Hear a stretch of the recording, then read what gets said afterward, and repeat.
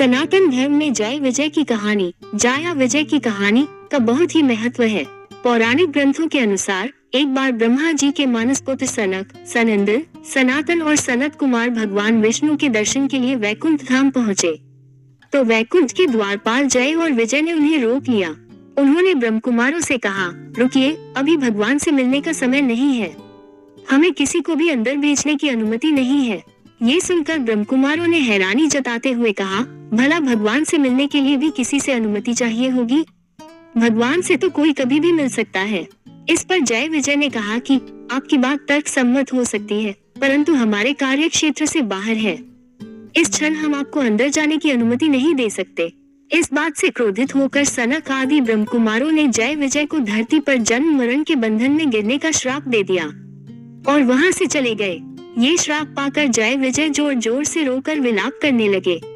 तभी भगवान विष्णु जी वहां आ गए और उन्होंने जय विजय से विलाप का कारण पूछा। नारायण के द्वारा जय विजय के श्राप का निवारण जय विजय ने भगवान को पूरी बात विस्तार पूर्वक बताई।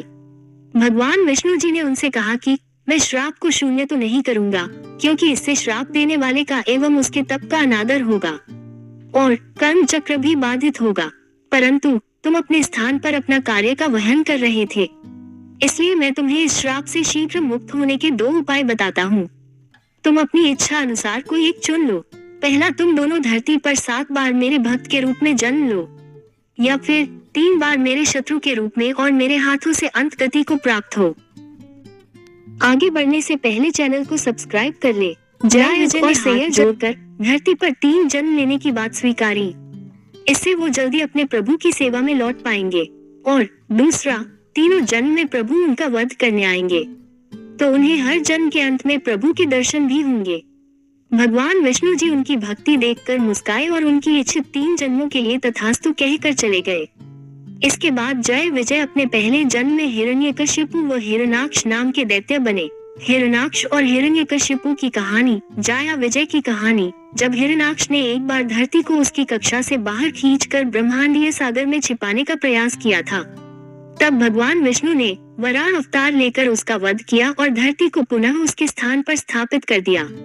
अपने भाई की मृत्यु से हिरण्यकशिपु को बहुत क्रोध आया और ब्रह्मदेव से कई तरह के वरदान पाकर वह स्वयं को अमर समझने लगा और भगवान की सत्ता को नीचा दिखाने का हर संभव कार्य करने लगा।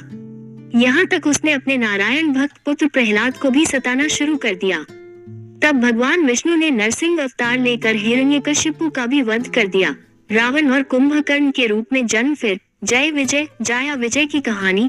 अपने दूसरे जन्म में रावण और कुंभकर्ण बने। इस जन्म में रावण लंका का राजा था और कुंभकर्ण उसका भाई। तब प्रभु ने अयोध्या के राजा दशरथ के यहाँ पुत्र राम के रूप में जन्म लिया और फिर प्रभु श्री राम ने रावण और कुंभकर्ण का वध किया। तीसरे जन्म में जय विजय शिशुपाल व दंतवक्र के रूप में जन्मे। इनके इस जन्म के समय नारायण अपने पूर्ण रूप में भगवान श्री कृष्ण बन धरती पर आए। भगवान श्री कृष्ण के बुआ के पुत्र के रूप में जन्मे थे शिशुपाल और दंतवक्र। भाई होने के बाद भी ये दोनों भगवान श्री कृष्ण से बैर रखते थे और प्रभु को शत्रु मानते थे। इनके बुरे कर्मों के चलते इस जन्म में श्रीहरि ने इनका वध किया।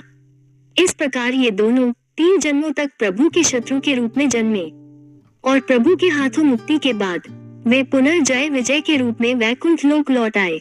ये कहानी पसंद आई हो तो लाइक और शेयर जरूर करें। जय श्री राम जरूर लिखें।